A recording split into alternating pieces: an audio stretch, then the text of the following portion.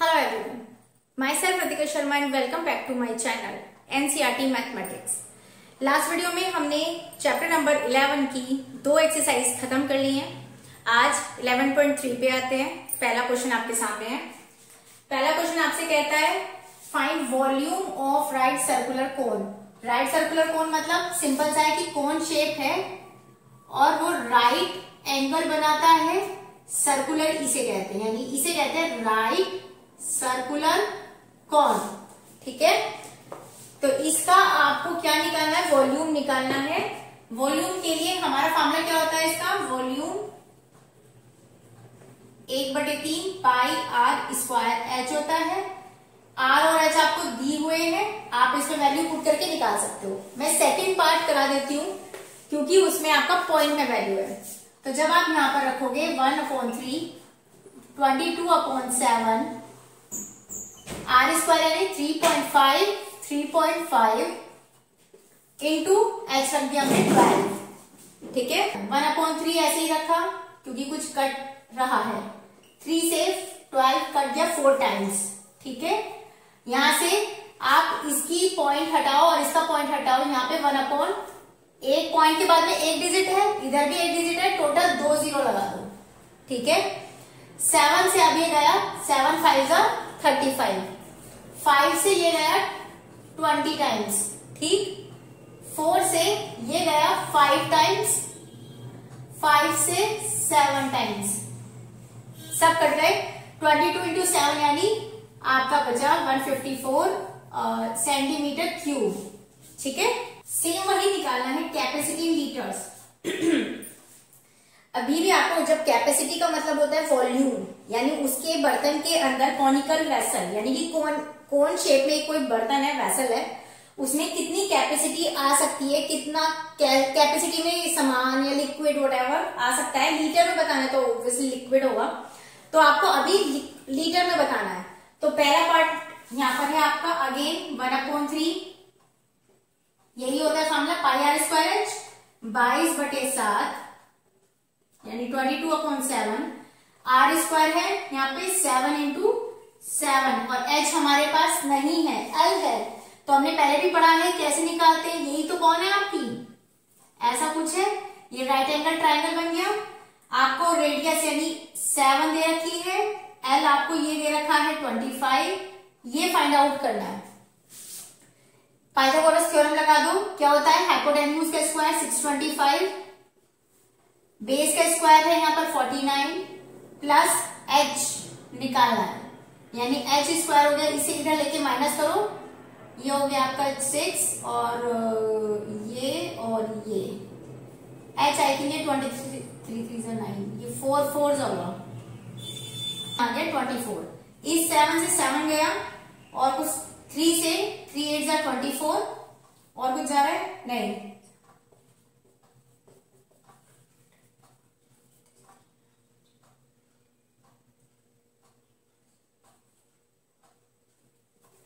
ये आपका centimetre cube में आया है, लेकिन हमें निकालना है लीटर में। क्या कनेक्शन होता है इनका, रिलेशनशिप क्या होता है आपस में? ये होता है 1 लीटर इक्वल होता है 1000 सेंटीमीटर क्यूब। ठीक है, 1 लीटर में 1000 सेंटीमीटर क्यूब होते हैं।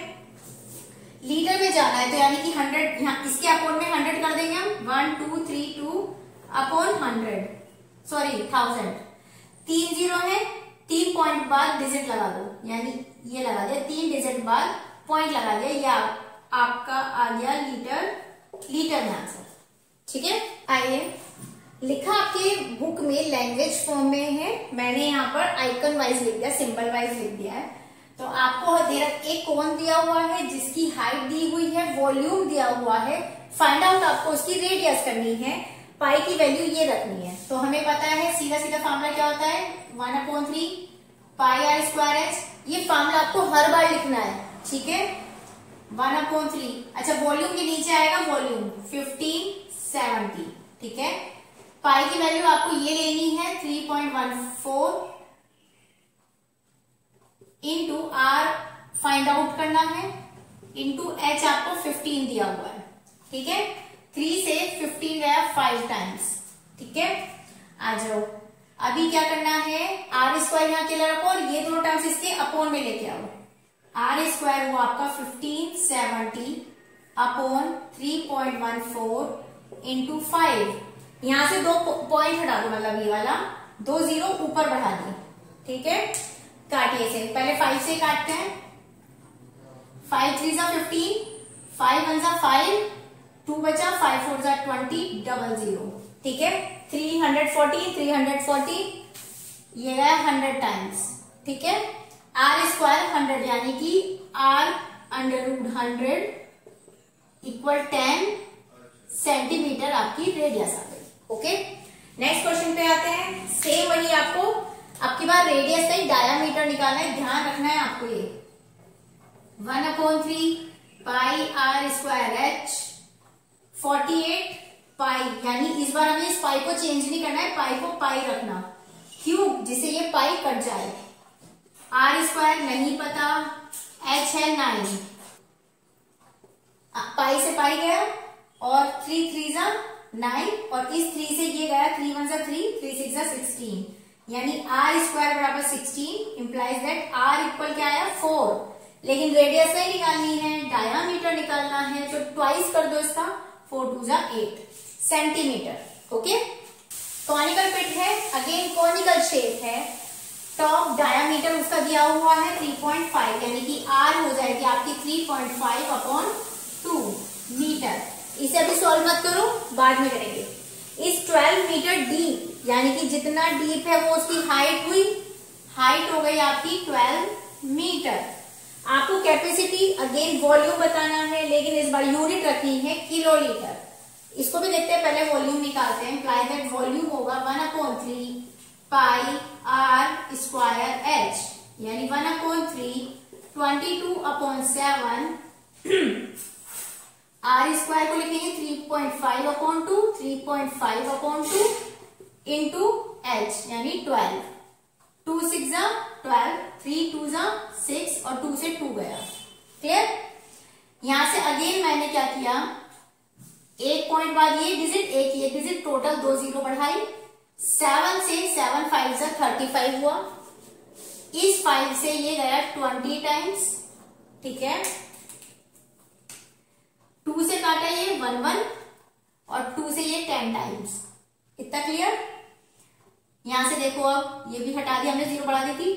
5 2 जा 10, 5 7 जा 35, और कुछ बचा, और सब कट चुका है। 11 7 जा 77 और बचा यहाँ पर नीचे 2, यानी कि 2 3 जा 6, 1 2 8 जा 16, 1 0 2 5 जा 10।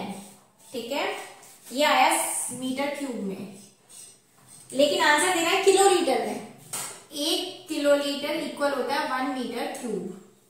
ठीक है, ये याद रखना, पीछे भी आया था अभी पीछे जस्ट लीटर में चेंज करने वाला 1000 सेंटीमीटर क्यूब था। यहाँ याद रखना कि 1 किलोलीटर इक्वल 1 मीटर क्यूब होता है और हमें किलोलीटर में चेंज करना है। तो 1 सेम है, देखो 1 है, यानी कि जो भी डिजिट यहाँ रखोगे वो सेम डिजिट यहाँ रहेगी, यानी कि ये पूरा, अगर मैं यहाँ 38.5 मीटर क्यूब रखती हूँ तो यहाँ पर क्या हो जाएगा 38.5 किलोलीटर, यानी सेम डिजिट रहेगी।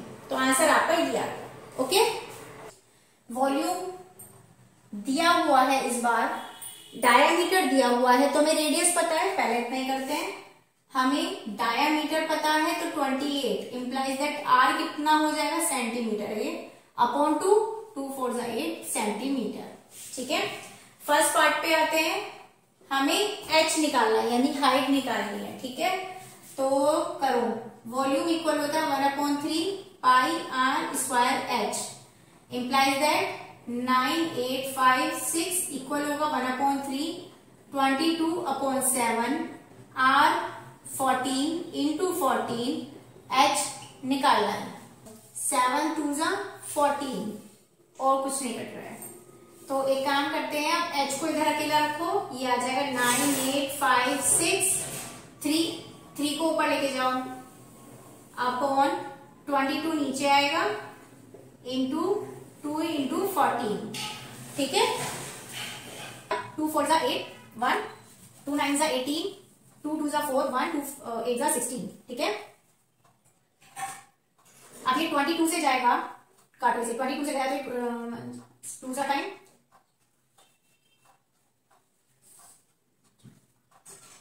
ये गया इससे, ठीक है। अब किससे जाएगा, ये इक्वल एच है यहाँ पर, 2 से 2 1 जा 2, 2 1 जा 2, 2 4 जा 8, 2 7 जा 14, ठीक है। एच इक्वल आ गया आपका, इसकी मल्टीप्लाई करो, 3 4 जा 12, 1 3 1 जा 3 और 1 4, 3 1 जा 3 अपॉन 7, 7 8 जा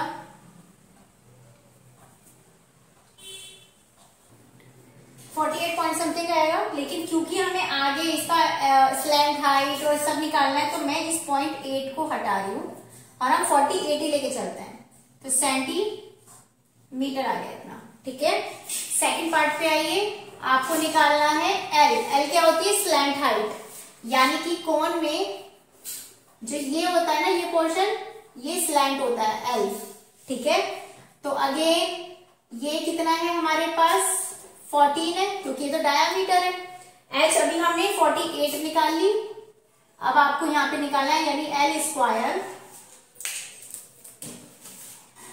क्या होगा, बेस का स्क्वायर 14 का स्क्वायर हो गया प्लस 48 का स्क्वायर, ठीक है।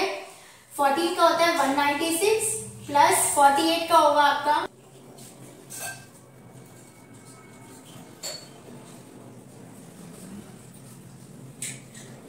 हो गया,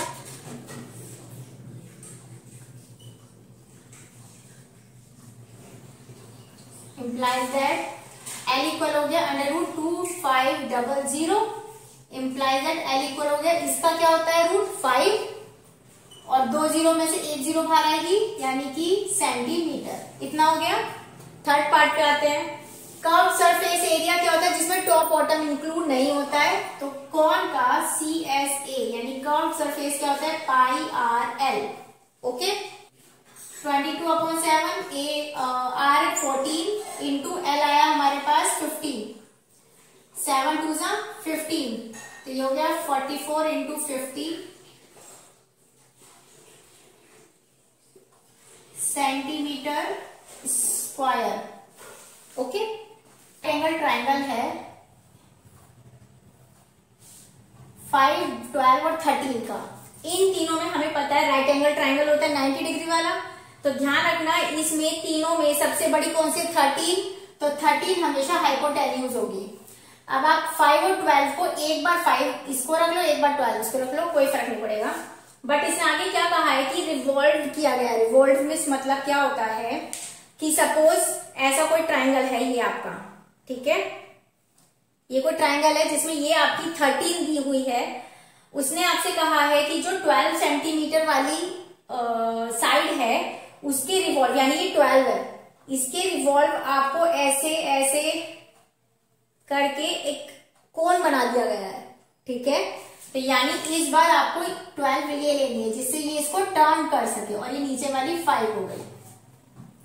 बस अब जो बना है, जो शेप आई है उसकी आपको ये यहां से ये ऐसे कुछ बनेगा, ठीक है, ये ऐसा कुछ बनेगा। तो आपको वॉल्यूम बताना है। वॉल्यूम क्या होता है, 1/3 पाई r square h, implies that volume equal 1/3 22/7 into volume, sorry volume नहीं, क्या कहते हैं, रेडियस। रेडियस कितनी है हमारे पास, 5 इंटू 5, h है हमारे पास 12, ठीक है, कुछ नहीं कट रहा है,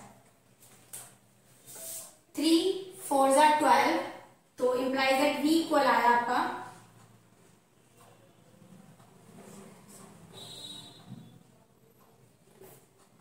7, यानी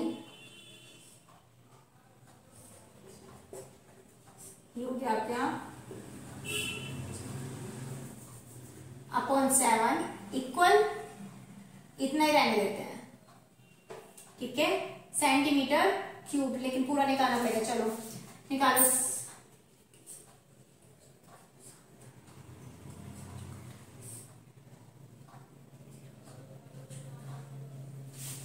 पाई को एज इट इज रहने दो, चाहे तो पाई की वैल्यू रख सकते हो क्योंकि क्वेश्चन में आपको नहीं पता लगेगा जब एग्जाम में करोगे तो पाई की वैल्यू आप 22/7 रख दो, सॉल्ट आउट कर लेना। लेकिन फिलहाल आंसर शीट में आपको पाई मिलेगा, बुक की जो आंसर शीट है उसमें पाई है, तो यहाँ पर पाई की वैल्यू मैं नहीं रख रही हूँ। आर कितना है, 5 है, 5 × 5, एच है हमारे पास 12, 3 4 12, तो V इक्वल आ गया आपका 5 5 25, 25 4 100 पाई सेंटीमीटर क्यूब। ठीक है। क्वेश्चन नंबर 8 इसी से रिलेटेड है। उन्होंने कहा है कि आपकी बार रिवॉल्व करना है 5 सेंटीमीटर के अकॉर्डिंग, यानी कि ये आपकी बार 12 है और ये आपकी बार 5 है। इसके रिवॉल्व ऐसे करोगे तो कौन कौन बनेगा, अच्छा सा जो ये राइट एंगल ट्रायंगल है उसका कौन बन जाएगा। तो अब आपको ये क्वेश्चन बाद में देखते हैं, फिलहाल हमें इसका भी वॉल्यूम निकालना है। आगे 1/3 पाई एज इट इज रहने दो। इस बार आर क्या हो गई हमारी 12 और एच हो गई हमारी 5। ठीक, 1/3 से गया ये 4 times, implies that V equal आ गया आपका 5 4 20 और इंटू 12 240 पाई सेंटीमीटर क्यूब। आगे इसी क्वेश्चन में कहा गया कि रेशो निकालना है, जो क्वेश्चन नंबर 7 में वॉल्यूम निकाला और फिर 8 में जो निकाला, तो निकाल तो रेशो, यानी कि इंप्लाइज दैट 7 में वॉल्यूम कितना था हमारा, V1 मान लो इसको, V1 अपॉन V2। V1 आया था 100 पाई और V2 आया हमारा 240 पाई। पाई से पाई गया, 0 से 0 गई, ये आया 10/24, यानी कि 2 से गया 2 5 का 10 और ये यानी 5:12। ठीक है। Heap of wheat is in the form of, कोई व्हीट है यानी गेहूं है, मतलब उसका हीप में ढेर रखा हुआ है, जो कौन की शेप में है, यानी कि कुछ ऐसे फॉर्म है। ठीक है, ऐसे फॉर्म में बहुत सारा व्हीट रखा है। हुज डी यानी डायामीटर 10.5 है। ठीक है, इंप्लाइज दैट डी है आपका 10.5 सेंटीमीटर, इंप्लाइज दैट 10.5/2 सेंटीमीटर रहने दो। अब आती है हाइट। इसकी जो हाइट है वो है 3 मीटर, अच्छा मीटर में, और ये सेंटीमीटर में आपका 3 मीटर। तो निकालो, V इक्वल हो जाएगा 1/3 इंटू 22/7, R स्क्वायर हो जाएगा आपका 10.5/2, 10.5/2 इंटू 3। ठीक है, अब इसे काटो, 3 से 3 गया आपका, 1 पॉइंट हटाया, नीचे 0 बढ़ा दी, 1 पॉइंट हटाया, 0 बढ़ा दी, 7 से गया 7 1 7, 3 7 5। ठीक है, 2 से गया 2 1 0, ये 2 और ये 1 1 आ गया, और कुछ 5 3 15, 5 4 20। अब ऊपर से कुछ नहीं जा रहा है, यानी 11 3 33 इंटू 105 अपॉन, जा सकता है, चलो अभी फिर से काटते हैं इसको, 10 इंटू 4, और तो कुछ नहीं बचा नीचे। ठीक है, ये गया फिर से 5 2 10, 5 2 10, 5 1 5, बस अब कुछ नहीं जा रहा है, यानी ये आया इक्वल, ये जाएगा आपका, करो से डिवाइड, 6 9 3, 8 8 64, 5 3 48। अब आया आपके पास 5.0, 8 6 48, 2 0 8 86.625 सेंटीमीटर क्यूब आ गया। ठीक है,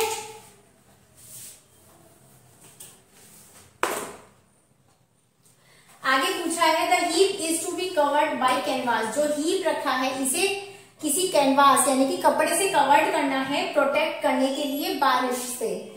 तो एरिया ऑफ कैनवास कितना होगा। अब मुझे बताओ, एरिया ऑफ कैनवास में जब आप इसे कवर्ड करोगे तो बॉटम से तो नहीं करोगे, जिसमें टॉप और बॉटम इंक्लूड नहीं होता, वो CSA यानी कि कर्व सरफेस एरिया होता है। तो इसका यहाँ पर CSA क्या होता है, कौन का, πRL।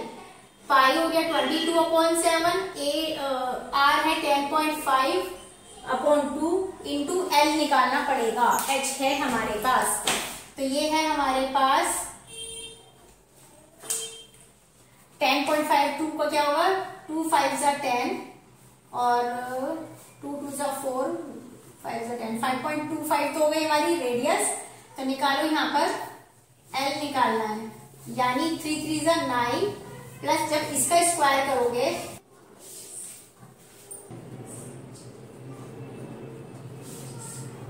2 5 का स्क्वायर रूट निकालेंगे। अब हम ये स्क्वायर से यहाँ पे स्क्वायर रूट कितना आएगा देखो, पेयर बनाए, चलाओ यहां से हम 6 6 जा 36, ये आपस में एड ऑन होगा, ये तो पूरा गया, 6 यहाँ आएगा, जो यहाँ पर चलता है वही ऊपर आता है, यहाँ पर तो ऐड करके लिखना है और ये सबट्रैक्ट होगा, ये तो खत्म। अब उतारा ये वाला पार्टनर पॉइंट लगा के, क्योंकि अब हमें यहाँ पर मल्टीप्लाई करने के लिए एक डिजिट और चाहिए, लेकिन ये छोटा है ना, तो हमने यहाँ 0 लगाई, यहाँ भी 0 लगाई, एक पेयर और उतार दिया, ठीक है। अब 4 टाइम्स चलाओ उसको, 4 4 जा 16, 4 2 जा 8, 4 1 जा 4, ये आया ऑलमोस्ट इतना लिख दो, ये यहाँ पर 6.04 6.04। अब इसकी कैलकुलेशन आप खुद भी कर सकते हो,